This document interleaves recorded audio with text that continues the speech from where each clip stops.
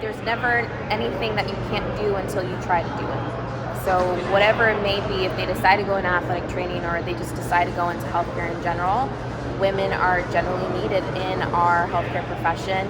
And I would love to see more of us, and I would love to make sure that all the little girls out there know that it's actually possible, because we can see each other, and without seeing each other, there's no possibility of hope.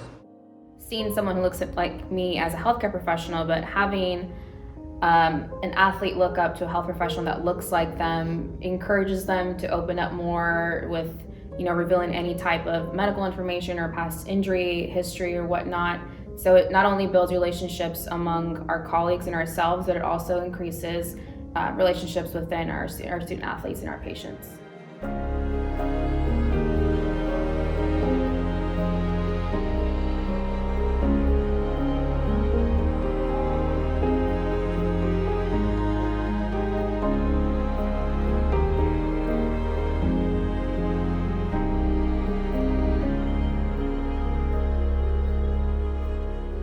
Introduced into athletic training as a high school student by another Latina athletic trainer. So I played soccer my whole life, and Myra was our part-time athletic trainer. And so I was injured my junior year, and she told me about a clinic, a sports medicine clinic in our area that would do my rehab for free. And coming from a low-income family, my mother was ecstatic to hear that I can do PT for free. And I always knew I wanted to do something with bones and medicine, like I wanted to be an ortho. But being there in the clinic, she introduced me to physical therapy and athletic training. And I asked more questions, and I'm like, I get to do this and be involved in sports. And so she sparked my interest in athletic training, and ever since then, I've just always wanted to be an athletic trainer. So I chose Loyola Marymount University mainly because I decided to switch schools at the very end. It was a private university, and it was a fairly newly accredited athletic training program. And I chose it because of proximity to my parents. I grew up in Inglewood, California, and Loyola Marymount is in Westchester, California. So it's very close to home. So I got to kind of move out, which is very difficult for me and my culture to actually move out and to go to college is very rare. So I was like, okay, I still want to be close to home. And so LMU was that choice where I could go home if I wanted to visit my family, and I can also have that distance away. And I also was really excited with being able to continue my education in my community and in my area with schools that I'm familiar with. I'm very fortunate that I am bilingual and that I understand that culture. And so one of the things that I encountered when I first started was my Latino students not coming to me for injuries, mostly because they didn't know what I did, but also because of the fear of them having to go to a hospital. So a lot of my kids are refugees from Venezuela or El Salvador or wherever they came from. So that fear of having to be hospitalized or having to go see a doctor and then dealing with insurance and then other things that can arise. And so for me, education is really important. Going to talk to the soccer teams. Once the kids find out you speak Spanish, like the trust level just changes.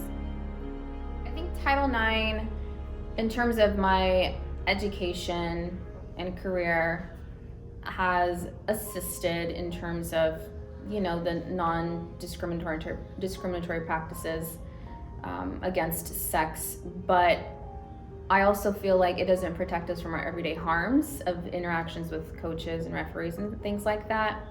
But it did certainly have its advantages when entering any type of profession and allowing an entrance to a space that's typically male dominated, even though our profession is not male dominated, but that's who you see more faces of in our profession. Early on in my career, I had to kind of be feisty, I would say, stand my ground and be very assertive when dealing with a male dominant sport or, just males in general, to kind of gain and demand respect. And so that's probably the biggest challenge that I've had is just my outspokenness. And I'm more outspoken to make sure that I'm heard, because it was difficult for me in the beginning of my career to actually be heard. And in order for me to assure that, others like me or after me will be heard, like I have to continue to be outspoken and make sure that just because I'm a woman and just because I look like a kid, like that's not going to stop me from doing what I need to do to make sure that others can do what they need to do. Even within the past 8 years, that has changed a lot. I think that type of environment is now more open to accepting women in male-dominated sports like football. But even before that, like I would have probably never been given that opportunity if it weren't for Title IX and making sure that women did have a space in those type of environments. The mentors in my life have thankfully all been women, and mostly women of color. I was inspired by a female Latina, Myra Ruiz, when I was in high school. And just from Myra, I just met these wonderful and phenomenal women athletic trainers. Jill Slight from the West Coast Sports Medicine Foundation, Kristen Farrell from the same foundation, who started off as my mentor in a high school sports medicine camp, and now she's my colleague. Wilda Bingham-Jarrett, who has been such an influence in my life and such a powerful representation of what a woman of color can accomplish in this profession, down to my everyday group chat that we have of other women athletic trainers, where we can either vent or ask for second opinions or just get any kind of advice that we can possibly get. There's just these phenomenal women that I've been so lucky to come across and that have molded me into the kind of mentor that I would want to be, because they have helped me tremendously in my career. So Jill Slight was, I want to say she gave me my start. I learned about Jill and I met Jill, and she told me about the summer sports medicine camp that they had there. And that is really where I solidified the fact that I want to be an athletic trainer. Through that camp, I learned how to tape a wrist, tape ankle, how to do a spica, how to make an ice bag. I got CPR certified. And within that, Jill gave me the opportunity to have my first paid job as an intern in her athletic training clinic when I was 16. And as an athlete through the West Coast Sports Medicine Foundation, I was also awarded a scholarship. So Jill has been, a huge influence in my life. And to this day, if I need anything, I can give her a call. If it's regarding my students or regarding me and whatever I need, she'll pick up the phone and she'll give me any advice if I need advice, or if I need an internship for my kids, where now my kids are interning in the same place that I started. I send my kids to their sports medicine camps now. So Jill Slight has just been, I don't think she knows how huge of an influence she's been in my life, but she's definitely one of the biggest mentors and women in my life who's given me such a good start. I would not have been here today if it wasn't for West Coast Sports Medicine and finding that sports medicine camp and having Myra at my high school, and it's all thanks to Jill and West Coast Sports Medicine.